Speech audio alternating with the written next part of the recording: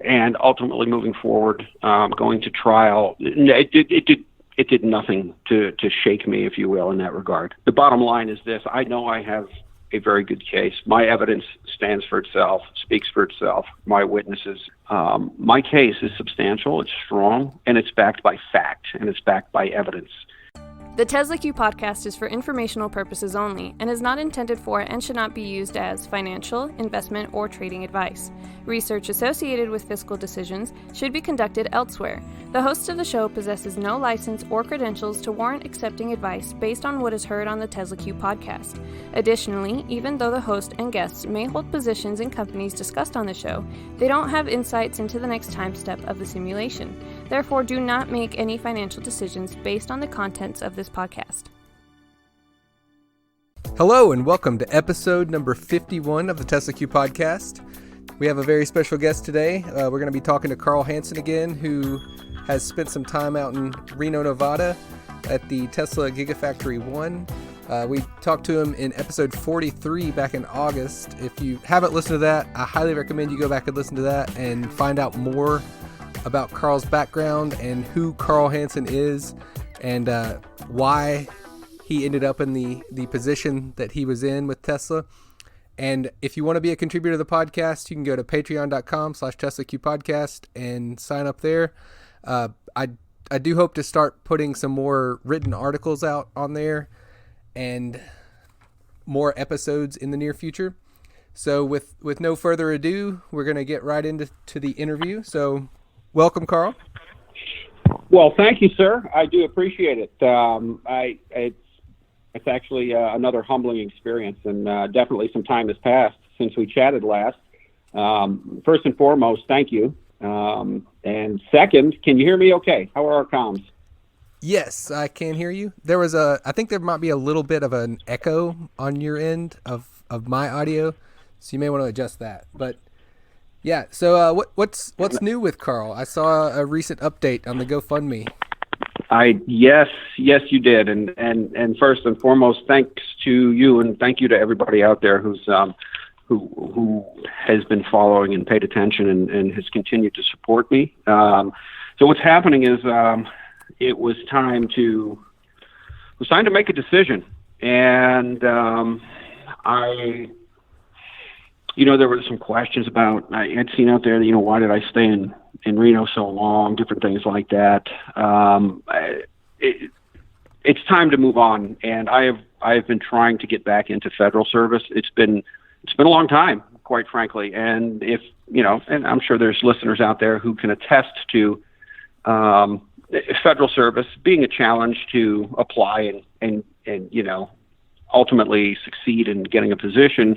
And it's always easier when you're on the inside, and I've got a lot of years on the inside. However, I've been outside of it for a while, so it's been an arduous task. And having said that, I've been applying all over for a lot of work. I think my update prior to the last one, I talked a little bit about having the opportunity to go back to Alaska and speak at a university up there regarding what it's like as a whistleblower, my experiences, different things like that.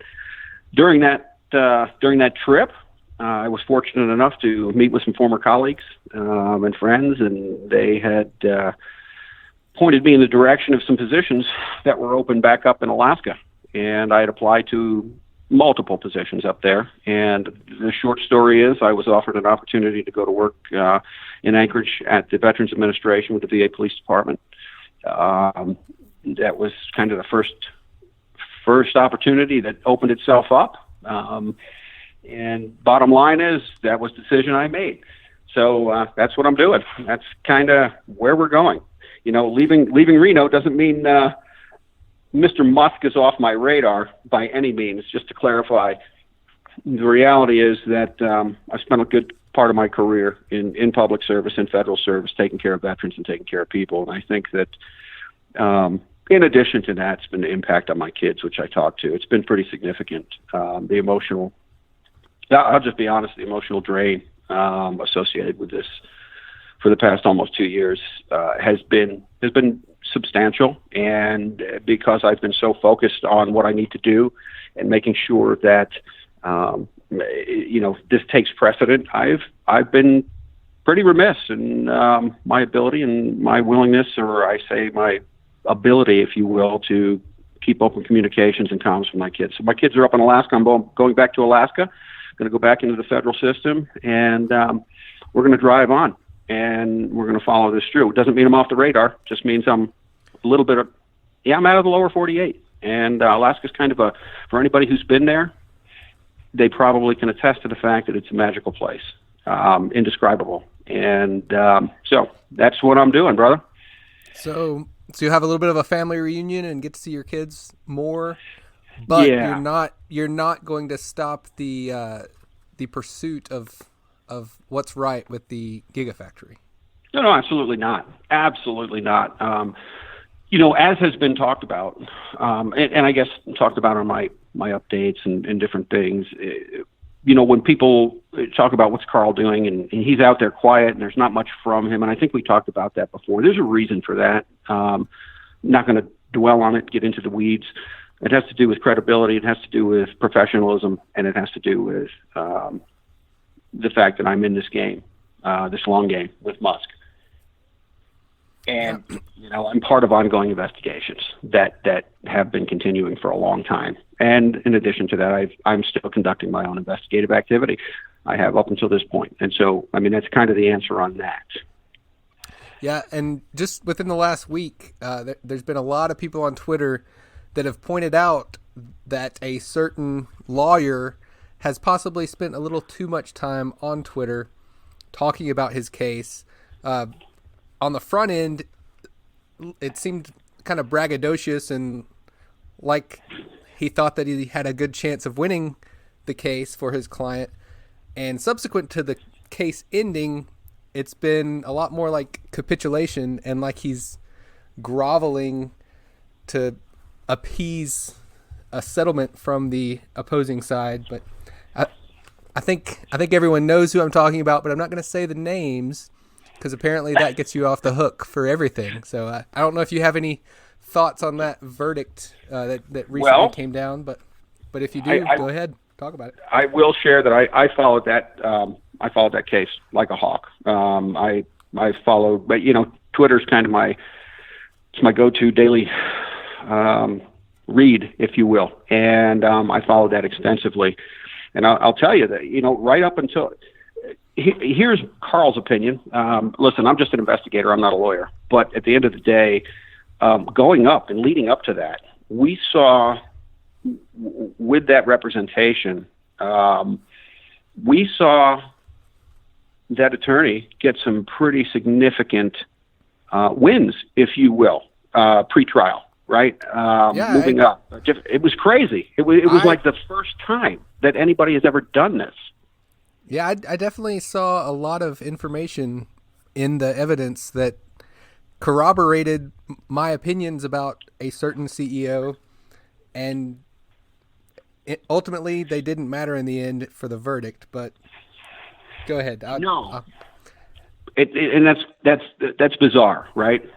Mm-hmm. Bizarre. It's actually very bizarre, in my opinion.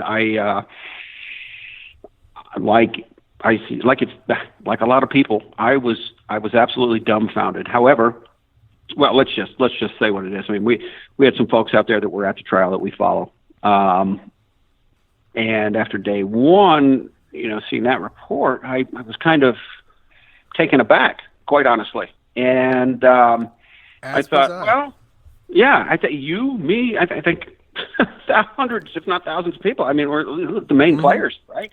Definitely hundreds of people. Definitely hundreds. And I thought, okay, maybe a bad day, maybe something along those lines. But as time progressed, and ultimately, let's just take that to where it is now. All I can tell you, without getting into details and specifics and naming certain things, I am perplexed. I am dumbfounded. I am absolutely amazed. Furthermore, I guess what adds to that is the response that we now see out there. And I'm not a lawyer, right? Let me caveat anything I say, and I'm not a lawyer. But at the end of the day, it seems to me there was some stuff really missed. I wasn't in the courtroom. I, wasn't on the stand. But in talking to lawyers that I'm friends with and counsel that I'm associated with, and as well as just buddies who have been in the legal world and the law enforcement community, we kind of share a collective thought that something is awry. And I don't know if we'll ever know what that is. So ultimately, did that case and how it played out, did it give you more confidence? Did it give you less confidence?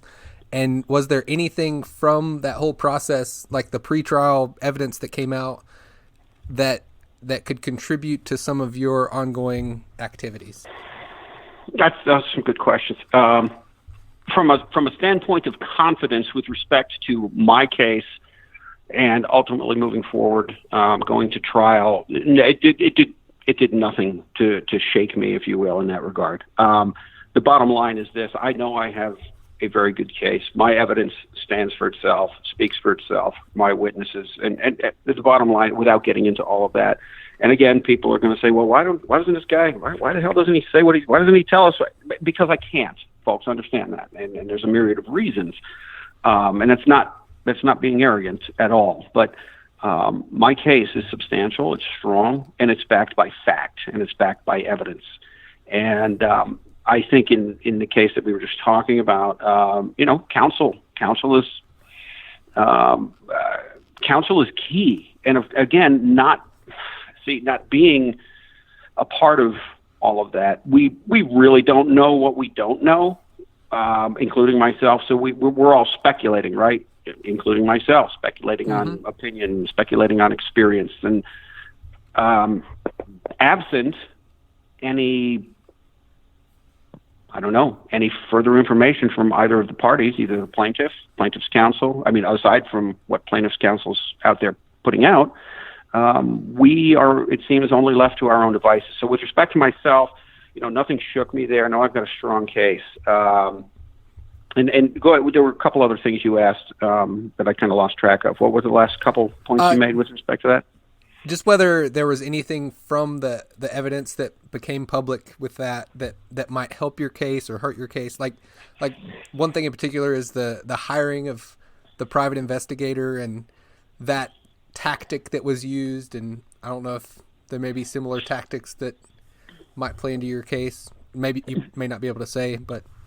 Sure. Okay. Thanks for the clarification. With respect to that specifically, I would say, well, first let me say that our two cases are at this, I mean, they're totally and completely different, right? It's not a libel, it's not a defamation case on my end. However, the tactics, techniques, and procedures outlined with respect to hiring the private investigator and hiring I will say that those are absolutely 100% consistent with Mr. Musk's MO, Tesla's operational standards, in my experience and in my situation. And that's as far as I'll go with that. Yeah, and for a reference for that, the Jacobs letter yes, sir. From Uber would be a good reference? It is.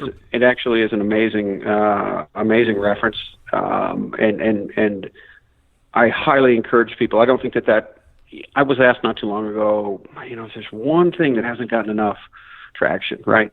What is it? And it's that connection. People need to take that back to the two whistleblowers from Uber. They need to go back to Rick Jacobs, the Uber, and the whistleblower prior to him.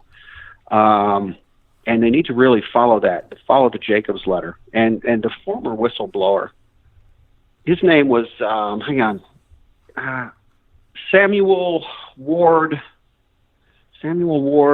something or other. I'll come up with it. Spangenberg. Samuel Ward Spangenberg or Spangberg. Anyway, this guy was the first to come forward prior to Rick Jacobs. And in doing so, he had made significant allegations along the same lines of the illegal and criminal activity that Uber had employed with respect to wiretapping, hacking, different things like that.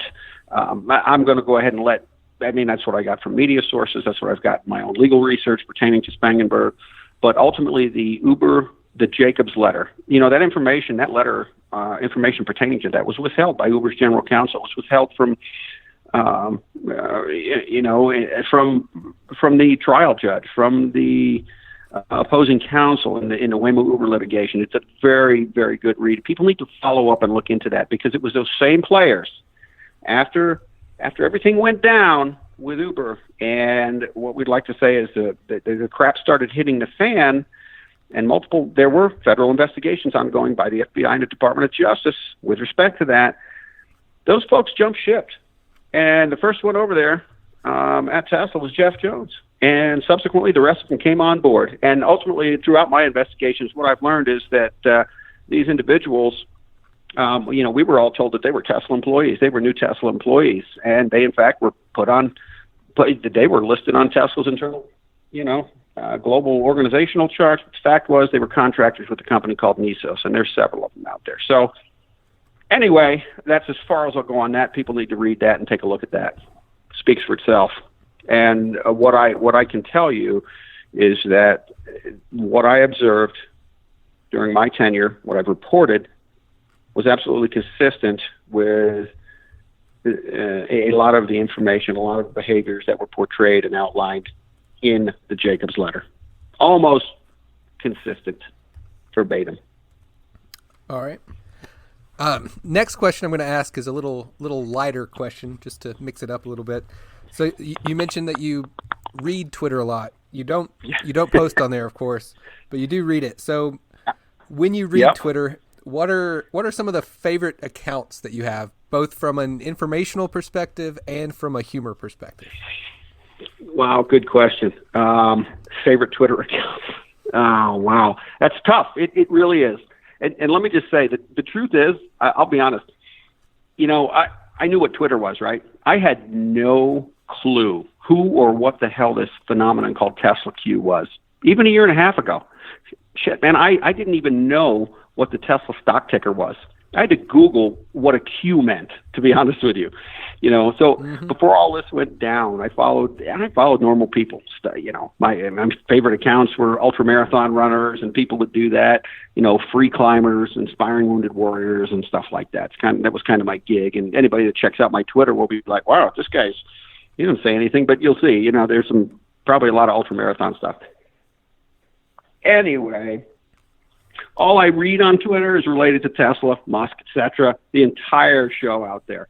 So I'll tell you what, man, that the phenomenon is astounding. I think Tesla Q is historic, really, and the community, regardless of the differing motivations or the areas of expertise, the frequency or the level of contributions, it's quite a collection of brilliance, wisdom, common sense. I mean, just what I take from that community is that they're just kind of real people, good people trying to do the right thing. And top it off, the humor's off the charts. I will say there are days that I'm literally reading a lot. I'm reading all the cute folks, I'm in tears and I'm just cracking up. Can I say I have a favorite account or favorite accounts?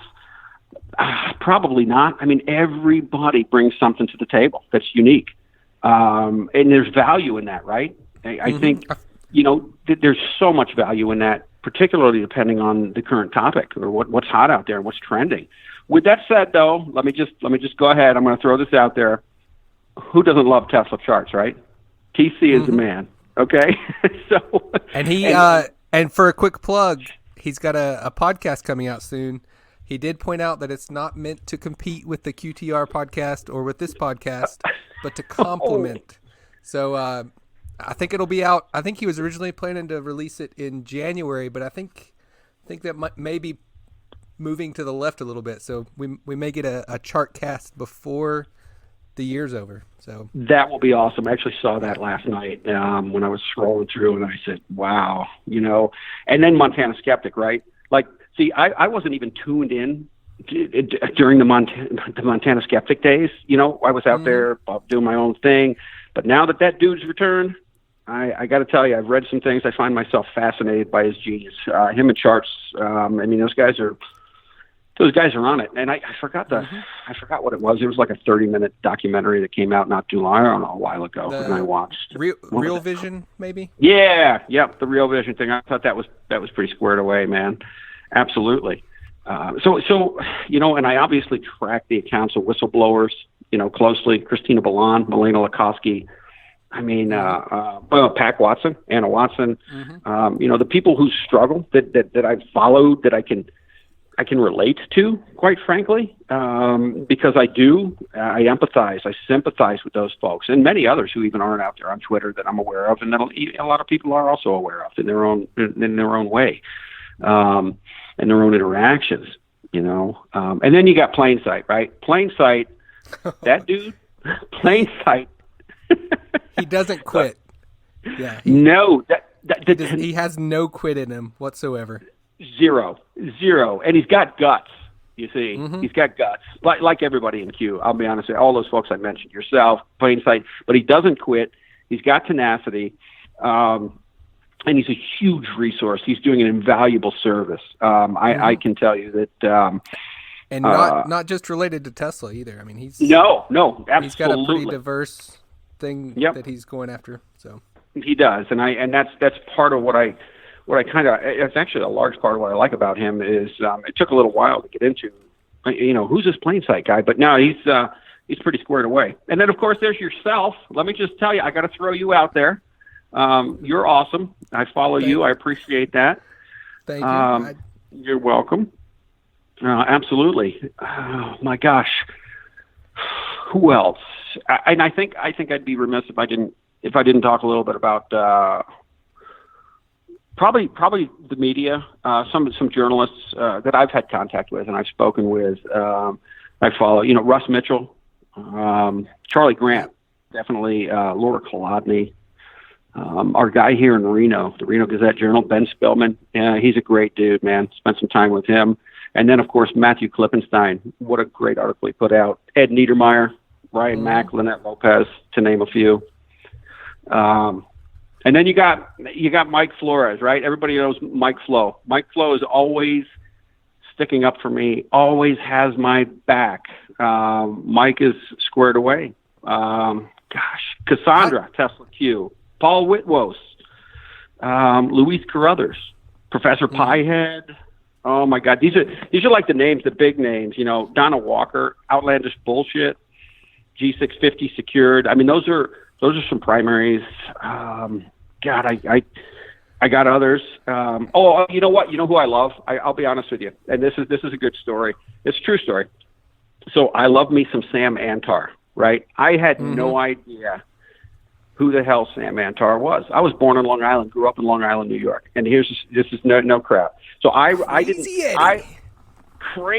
Eddies. I grew up in Long Island, New York. My dad used to take us down to Crazy Eddie's. Our houses, my dad, my grandparents, uncles, aunts, everybody bought everything they had from Crazy Eddie's back in the day. And so here I am now. How many years later? I'm gonna be 48 years old. I mean, this is ridiculous. So I started following Sam. I didn't know his story. I knew nothing about it, but the dude rocks. I had no idea, but it's crazy. It's a small world, right? I mean, we used to. Those commercials were all over it. It was. I will tell you, it was so. Wow! Now that I think about it, and I'm telling you this, it's almost it was almost cult-like. It's almost kind of like the Tesla phenomenon, right? Yeah, I mean, I guess if you're going to run a fraudulent company, it's good to have a cult that you can steer in a direction. Absolutely, no, seriously. But that just dawned on me. I need to have Sam on the podcast sometime. Actually, you really should. And I'll tell you, I'd love to actually pick his brain at some point. I'd love to talk to the guy. He's brilliant as well. And he's one of those folks. You just listen to what they say, you read what they say, you take it, and you're like, yep, okay, can't question this. Oh my God. When he has the balls to own his shit, you know what I mean? I hate saying it like that, but I mean, that's stand up. God, some others. Let me just think. I don't want to leave anybody out because there's probably about 20 or 30 of these accounts that I follow regularly. Bloodsport Capital. You got Wall Street Cynic. God, who else? Ed McCabe. He's always funny as hell. Ed doesn't hold any anything back. My God, Polyxony. I don't even know how you say that. Machine Planet, Elon Bachman, Kubiko. Those are all I can come off the top of my head with right now. Maybe a Wall Street Cynic. I don't know if I said him, and Glenn Tongue. Yeah, Wall Street Cynic. He's a pretty well known guy. I'll definitely. So these are folks these are folks that I follow, man. These are folks, and let me apologize now. If I'm remiss, if I missed anybody, believe me, I'm reading your stuff. I am, but anyway. So that's kind of my answer there. Yeah, Twitter is kind of a basically humor, information.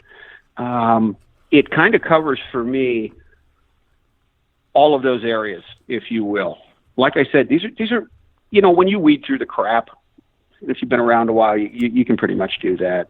You know who the real people are. You know who the real deal folks are.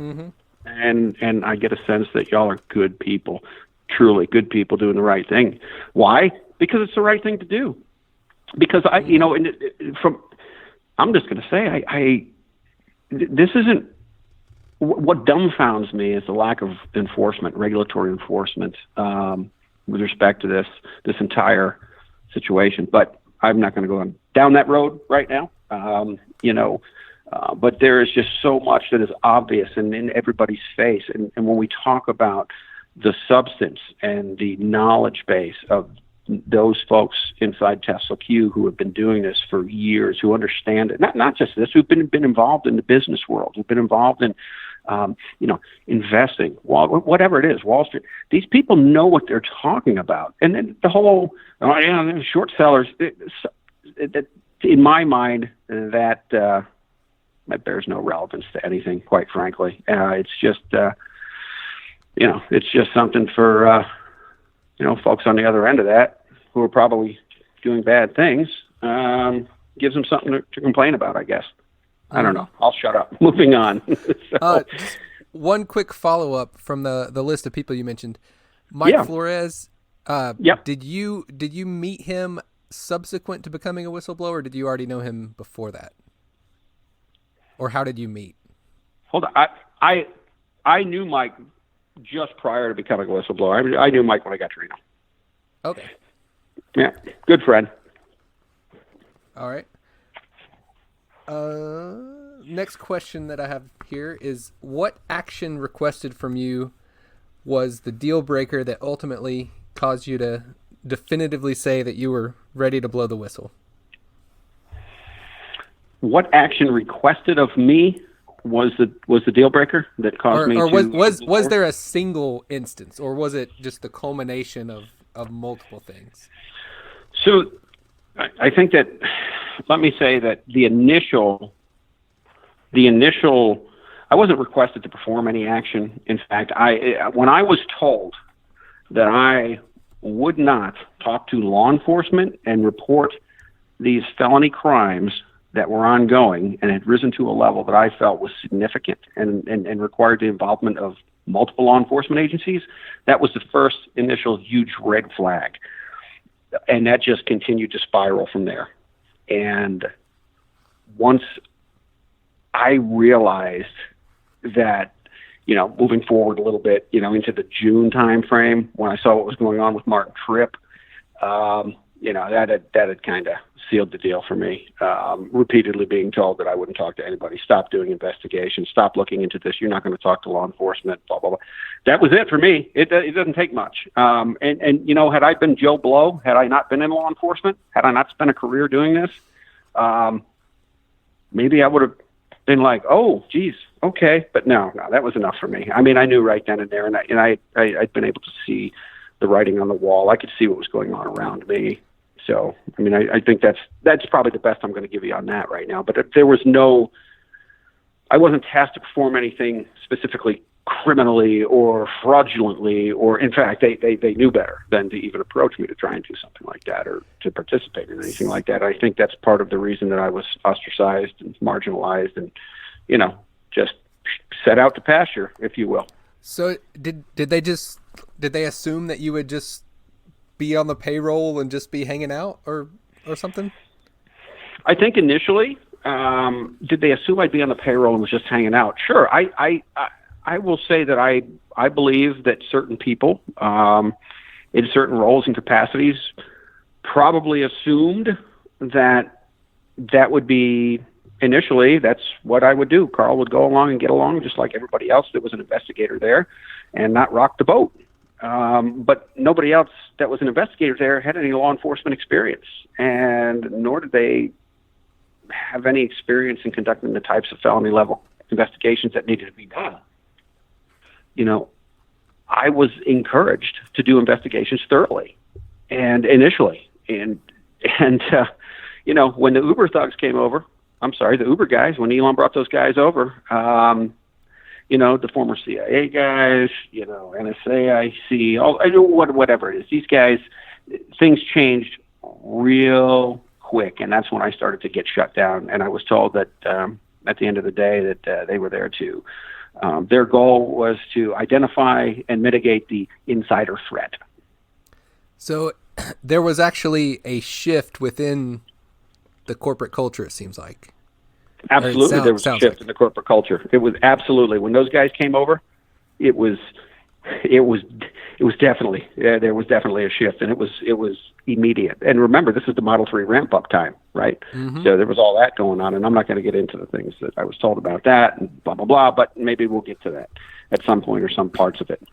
But prior to that shift, they wanted you to actually do investigations and protect the company's resources and all that kind of stuff. And I was hired to do investigations and protect the company resources, and I was given, the initial, okay, here's what we're working on, here's what we've got in the hopper type of thing, and then I was pulled aside and given these significant, high profile, I was told, investigations, and that those investigations, based on my expertise and background, were being given to me for that purpose. But I will share with this, one of the challenges I had was that, I had I guess, if you will, a problem. I was concerned at the fact that there were things being investigated that were a waste of time, energy, and resources. When our job was to protect the company, the assets, and the resources, we had people investigating the theft of a maple donut and a can of Coke that was left somewhere by somebody. And there were a lot of those. I mean, just ridiculous investigations that did not rise to the level, and it depended on who reported it. See, mm-hmm. So if a supervisor from somewhere came down and said, hey, somebody stole my lunch off the thing, I went to the bathroom, I left it in the cafeteria, guess what? That's now a tier 1 or a tier 2 investigation. Are you kidding me? Are you kidding? I come in and you tell me we've got rampant theft of millions of dollars of stuff here, and now you want me to investigate a missing donut? Seriously? So that was problematic, and I'm not going to expound more upon that right now. All right. During your time there, was there anything that you participated in that would be considered questionable or worthy of the whistle being blown that you regret being a part of, or your role in? You know what? That's a pretty candid question. It's a good question. No, absolutely not. Unequivocally, no. There was nothing that I participated in that I have any regrets in being part of, nor did I participate in anything that would be deemed questionable with respect to whistleblowing and as it relates to the allegations that I laid out in both my SEC complaint as well as within my federal civil complaint. Nothing at all. Period. Pretty clear answer there. In whatever ways you're comfortable saying, how did the items that you blew the whistle on relate to the items that Martin Tripp reported? I think there's some pretty clear differences between the two, but. Wow, that's a good question too. Can you repeat that for me? In whatever ways, as I was comfortable saying, how did items I blew the whistle on refer or relate to Tripp? Yeah, is there any overlap, or are they? I mean, it may be two totally separate issues, because his, I think, was more related to battery cells maybe being defective, and yours was more the theft of materials and that kind of thing. Sure, that makes sense. So yeah, there are a lot of similarity or differences with respect to Tripp's. at the end of the day, the one thing that Tripp pointed out, and it was talked about, was the mass amounts of scrap. And I want to clarify that people talk about scrap and they think this is just general garbage, and it's not. So the general terminology, at the time I was there, used around the Gigafactory, referring to anything that, whether it was copper wire, whether it was drive unit housing components, whether it was drive unit internal components, whether it was plastic components for the Model 3 battery, whatever. All of that was generally categorized as scrap. It was referred to as scrap. So there were a lot of similarities there, and there are a lot of similarities, I assume. Well, I say I want to assume, but with respect to the amount reported, the quantities, and the value thereof. The other part that resonated with me with respect to the Martin Tripp case, and that I think that overlaps, is, without getting into too much detail, the police reports were recently released. Plain Sight released some stuff about Tripp and whatnot, and there had been commentary, and you can go through and read depositions of different things. The bottom line is, Tesla and Musk hired private investigators to surveil, to follow, to do things, to pretty much go after Martin Tripp. And they were doing things that I was aware of. And at the end of the day, that's kind of where I'll leave that. All right. Let's see. Any other things that you would like to share about those police reports that were released? I don't know. It may be tough for you to... Related to Tripp, or the ones related to the thefts recently? I guess the theft was maybe more so. What I will share is that I think those police reports speak for themselves. I think the officers being quoted in those reports with respect to specific things like PR concerns are valid. I've had those reports for a long time. And Tesla will not cooperate with law enforcement. That's a fact. Been a fact. And the reason is, it's kind of laid out in those, at least one of those police reports that I'm aware of. Mm-hmm. All right. What thought process did you go through when deciding definitively that you would be a whistleblower? And was there any... Did you have doubts about actually coming forward, or was it a clear-cut decision in your head? That also is a really good question. And hindsight being what it is, I'm going to try my best to say, my thoughts at the time, when I knew that things were amiss, when I knew that I had been identified and targeted, when I knew that I was being shut down, I knew what was going on. It wasn't my first time in dealing with this type of scenario. However, this was a unique level of that. So what went through my mind first and foremost was, holy crap, this is coming down. What am I going to do? What am I going to do? I need an income. I can see the writing on the wall. And at the end of the day, I knew what I had to do to investigate to protect myself. And that's what I began doing. And I stated that in our previous podcast. And as well as investigating for others and talking to others, because I was aware of other people at that time. So those things went through my mind. First and foremost was reaching out, contacting them, talking to them, individuals I'd spoken to, whatever, investigating different things. So the risk, I didn't look at it as a risk. I knew what was potentially going to come. Didn't know it would be to the level it was, but at the end of the day, it wasn't a risk reward scenario. It was doing the right thing because it was the right thing to do, and I just wasn't going to be impugned like that. To be quite frank with you, it didn't matter to me who it was. It just happens to be Musk. It just happens to be Tesla. Mm-hmm. As you said on So I stopped, I assessed. That's what I did. Evaluated, and I made a plan. Yeah. As you said on the last interview, right is right. I mean, right and wrong exist, and they're pretty clear a lot of the time. They are. Don't get me wrong. I mean, it was hard. I thought about that. I knew it was going to be tough. I knew it'd be. I knew.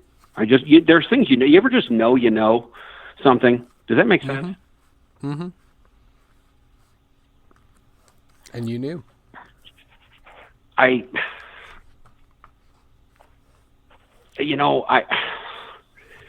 look what they did to Trip, right before I came out and filed my stuff. I mean, I could see that writing on the wall the whole way. I was tracking it, following it, and monitoring it. And so, yeah, those were concerns. And the position that you were in, there was no way that you could have helped protect Martin Tripp or anything like that, right? Wait, say that. I was just going to finish my statement. Say, because I was tracking that, I kind of felt that they did. They knew what I knew. They knew my background, and I didn't think that they knew better to try and pull that same crap on me. I think, maybe I'm wrong, but anyway. So go on with your question there. I'm sorry. Oh, I was just going to say, the role that you were in when the Trip stuff was going on, you were not in a position to be able to help him at that time, right? I was an internal investigator inside. No, at that time, actually, no. I didn't. I never met him either. Never participated in any of that. I just happened to be there the day of the incident, the alleged active shooter threat. And then, since you were both whistleblowers, you both ended up filing SEC whistleblower complaints with the same attorney. Yeah, truth be told, I mean, I knew who Martin Tripp was. I knew of him. I saw what went down. Everything went down with me. And at the end of the day, I just happened to be, that's essentially it. I reached out to Stu Meisner because I knew he had visibility on some stuff. And ultimately, here we are. But at the end of the day, I never talked to Tripp. Never even made an attempt to. Unfortunately, I didn't. I wanted to do. That was my goal. Was hoping to be able to talk to Martin Tripp. But so, yeah, I mean, I had talked to Stu Meisner initially, and I won't get into any of that conversation, but ultimately, here we are. And your two separate cases are two separate cases. Like, they're not combined. No. And again, with the SEC, remember, it's not a lawsuit per se. We reported what we call a tip, right? So it's information that we believe should be reported to regulators that is allegedly been withheld by a publicly traded organization or company that shareholders should be aware of. So no, totally different cases. There may be some overlap and whatnot, but at the end of the day, they're completely different, if you will. Two separate tips to the two separate tips, two totally separate related areas. Yeah. Anyway, I don't want to go down the road too much into that. All right. I did put out a release or an update a while ago that, everybody knows that I was depoted in the Tripp matter. So. All right. With some of the police reports that became public over the last couple of weeks, there was the listing about the copper that was stolen allegedly, and there was also the news article in the Reno Gazette-Journal, I think is the name of the paper. So, right, and that would be Ben Spillman. Yep. And so I remember from reading the Sarbanes-Oxley employment lawsuit of yours that there was $37 million to $150 million of stolen items. So there was a thread on Twitter that was discussing this and calculating the number of tons of copper that would be and the number of truckloads it would have to be. So to the extent that you're able, could you expound on how much of the amount of materials that was stolen was copper specifically versus other things? What other types of things it might have been, and how such an amount of material could be stolen without being tracked or adequately tracked, I guess? Okay, that's a great question. It's kind of multifaceted, multi-pronged, if you will. I will say that I saw that thread. I read it quite a bit, spent some time, and I saw a lot of people calculating and doing different things and coming up with these like, oh, God, that's just copper. That'd be 40,000, I don't know, 40 trucks or whatever it was. Look, at the time I was out there, I can't tell anybody how many trucks, how many pounds, different things like that. At the end of the day, there was a lot of copper being taken. It was being taken out by the truckload, and that was in privately owned vehicles. That was in commercial vehicles. This stuff was being staged in contractor laydown yards. I think some of the reports that were out there, some of the information that I think Plain Sight put out pertaining to these police reports, statements by contractors, the Lynn Thompson lawsuit that was just recently filed in Washoe County pertaining to this, all of that is relevant. I'm not going to give numbers and specifics.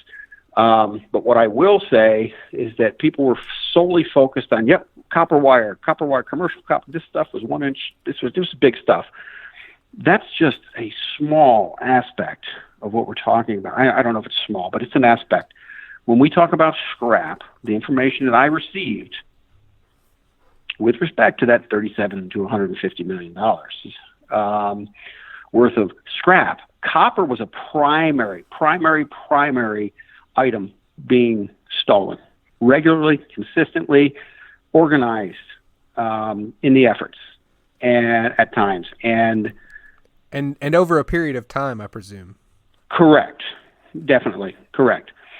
And so, up to the point that I came in there, I will say that when I was initially tasked to look into this, the folks that I was speaking to inside investigations were saying, well, we get this, and we've got all these sporadic thefts of this copper here and there. I mean, just cases and cases and cases of this theft here, this spool of wire, this trailer worth of, spools of wire here, there.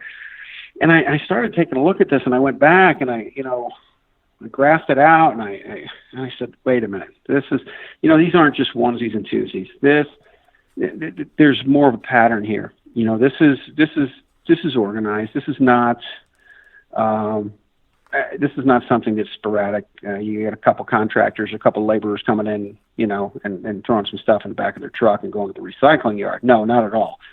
That was my opinion. And ultimately, it's no secret that Lynn Thompson came out and filed this lawsuit and was terminated for reporting. I had worked with Lynn for probably almost 11 months after that, behind the scenes. So at the end of the day, there were other things. There were, machined aluminum parts, like I talked earlier with respect to drive unit housings, drive unit components, multiple things. My gosh, I forgot what they call them, rotors, a lot of these copper parts that spun copper that were literally in these huge shipping crates, boxes, if you will, just huge, like, I don't know, 3.5 by 3.5 by 4 foot tall, just hundreds of them all over, just full of scrap material. They had no place to put this stuff.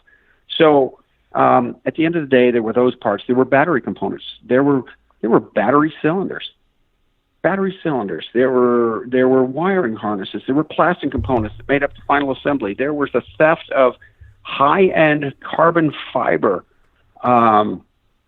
components that were specially ordered from Germany that came over that I was tasked to investigate. A whole container of these things and they were very expensive. Shut down production, and oh man, it was huge. So there's a lot of stuff. I'm not going to get into it, into more of that. At the end of the day, that's kind of all I want to say right now about that. I hope you respect that and understand that. But it wasn't just copper. And it wasn't Johnny Cash building 40 or 49, 50, 51, 52 by taking one piece at a time. No, The No, infamous song. sure, there were those, right? There were those, right? But no, that wasn't that. It's a great song. Johnny Cash is awesome, man. Yeah, I love singing along with that song, actually. Oh man. Lord. Okay, so all this stuff was being stolen systematically. Mm-hmm. It sounds like. Did you ever get to the point of figuring out where it was going when it left the Gigafactory?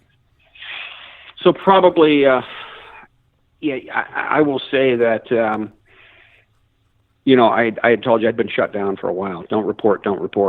After my primary witness came forth with respect to this and tied together a whole bunch of pieces and players, and provided me with evidentiary documentation, different things, I immediately went to my supervisor, several others, and said, look, we have probable cause. And I was definitely supported by another supervisor there. We have probable cause now that this is more organized. It's highly organized. And not only are we talking about theft, we were talking about several other high-level potential crimes, felonies, with respect to different fraud, whatever. I'm not going to get into all of that, but I will say that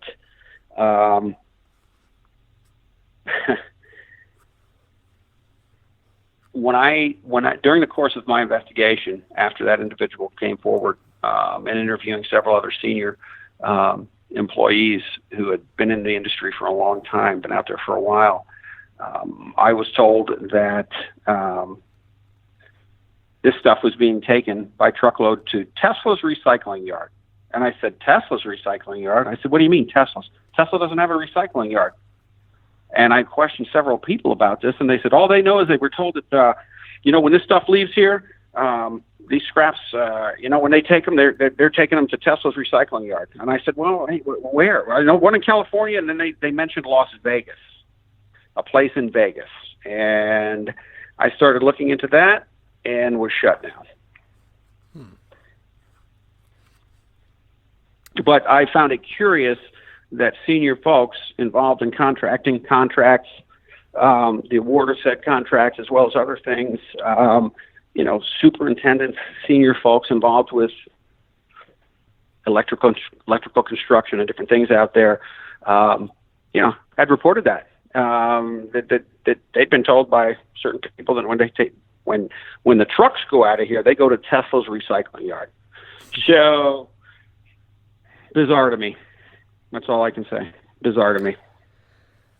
So do you have any idea if when these parts left the Gigafactory, if they were resold for cash versus used in some process, or do you have any idea about that or not?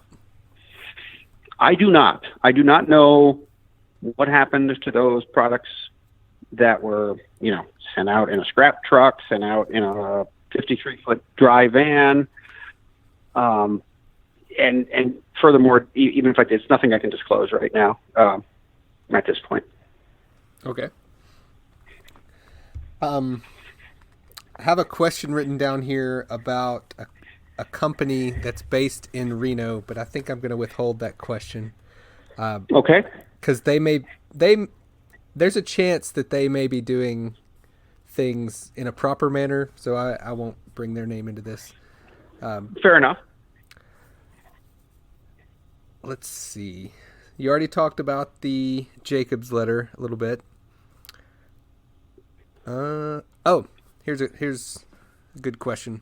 So I know you've filed at least two separate separate things with the SEC whistleblower tip and with the Sarbanes-Oxley related wrongful termination lawsuit. So that's two separate things. Yes, sir. I don't know if you have any other things ongoing directly with you versus other people's cases, but what do you know what the timeline is for any of this stuff? Like, are there any court dates set or anything like that that you're preparing for? Well, I can tell you with respect to the SEC, haven't heard anything from them, and you could probably reach out to Stu Meisner. He'd probably tell you the same thing. other than an initial inquiry. Nothing there. With respect to my suit in a federal court, yes. Yesterday, I think it was just filed. Judge signed off on the, oh my gosh, what is the term? The Rule 26F discovery scheduling conference. And that I just noticed was in Pacer today. I got it off. I hadn't had a chance to really thoroughly look at it, but that's available. It's out there, and that gives a timeline. I didn't get into the weeds on it. Didn't really look specifically at all of it, but I know that the judge, I think last Monday, I don't know, a couple Mondays ago, all counsel got together, met for that conference, and judge signed off on it yesterday. And so that's available. Maybe Plain Sight can post that or something if people are interested in the timeline with respect to my case. I have nothing further on Lynn Thompson or anything else at this point. All right.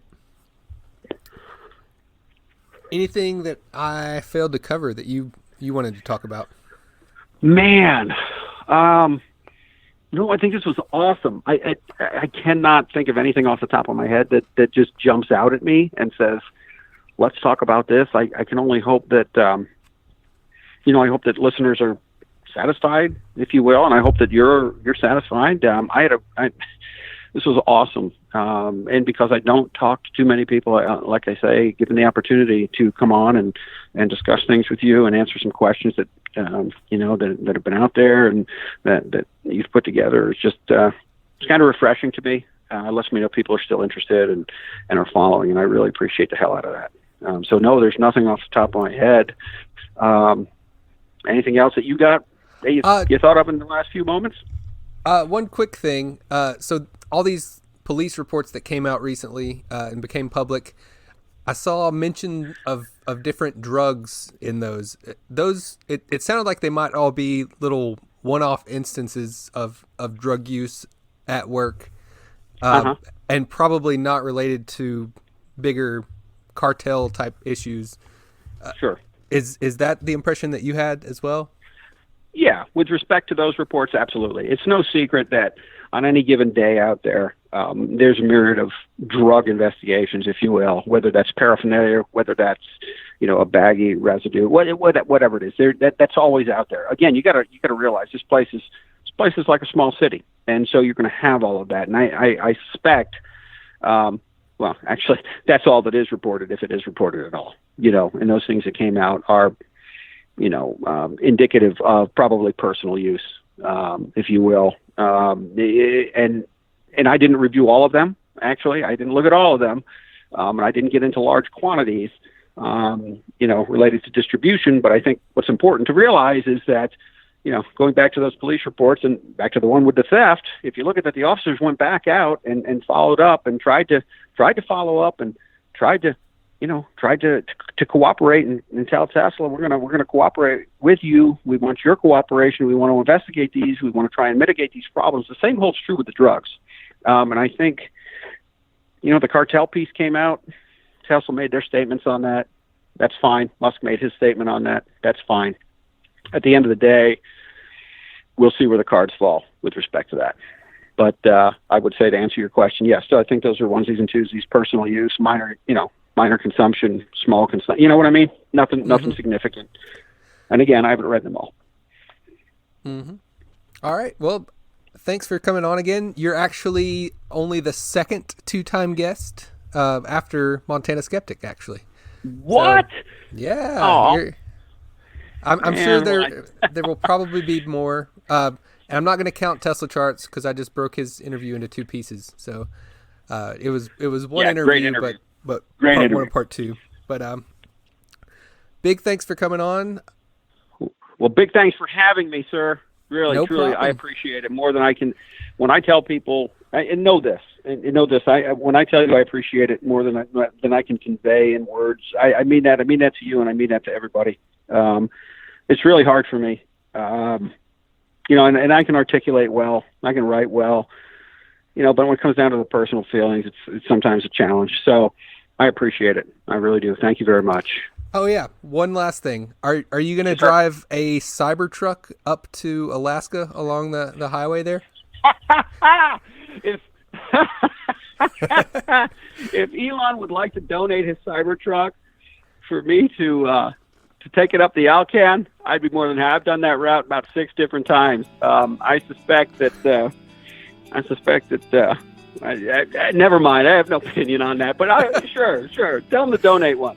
I'll take it up there. We'll give it a test run. Just put some in reality. Put enough superchargers along the way, and it would work great. I'm sure. I'm sure it would. It's all-wheel drive, right? I don't even know. Is it all-wheel drive? The higher end one is. I don't know which one they actually built. As far as I know, there's the one single prototype so far. So, well, if it's an all-wheel drive, we'll go ahead and we'll give it a real test. Let's say that. I would absolutely do it. I would guess they went ahead and built the all-wheel drive version, the tri-motor, but who knows? Who knows? But all right, my friend. All right, it's been good. Well, I appreciate it. We'll call this episode number 51 of the Tesla Q podcast. As always, go to patreon.com/TeslaQ podcast if you want to be a contributor, and if you want some shorty merchandise, go to evacuationboy.com. Thanks for listening, and bye-bye.